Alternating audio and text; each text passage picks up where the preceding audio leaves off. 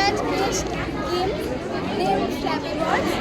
अब यो गेम चाहिँ स्क्रैचबाट बनाएको हो, छुट्टा छुट्टै कोडहरू र ब्लकहरू युज गरेर। अनि यो गेम खेल्नलाई चाहिँ सुरुमा क्लिक गर्नुपर्छ अनि यो गेम स्टार्ट हुन्छ। अनि यो गेमलाई चाहिँ हामीले स्पेसमा क्लिक गर्दै लैजानुपर्ने हुन्छ। अनि तल पनि छाउनु भएन अनि माथिको पोलहरूमा नि छाउनु भएन। अनि यो गेम कन्टिन्यू हुँदै जाँदा यसको स्कोर पनि बढ्दै जान्छ।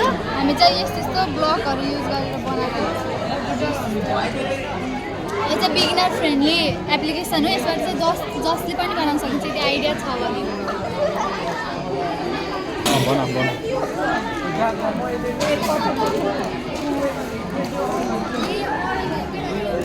यो पनि प्रोसेस त्यही हो कि साइडमा नि छुन भएन अनि एनिमी कार्डलाई पनि छुन भएन। यसको चाहिँ 3टा लाइफ हुन्छ।